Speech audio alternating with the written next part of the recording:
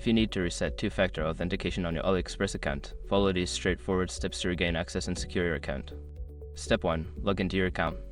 Visit the AliExpress website or open the app and log into your account using your username and password. Step 2. Access account settings. Once logged in, navigate to your account settings. This is usually found by clicking on your profile icon or name, then selecting account settings or security settings. Step 3. Find two-factor authentication. In the account settings menu, look for the section labeled two-factor authentication or security. Click on it to access your two-factor authentication settings. Step 4. Choose reset option. Within the two-factor authentication section, look for an option to reset or disable the current two-factor authentication method. Follow the prompts to initiate the reset process. Step 5. Verify your identity. To complete the reset, you may need to verify your identity.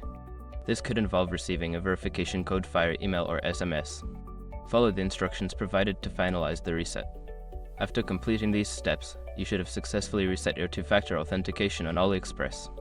Remember to set up a new two-factor authentication method for enhanced security.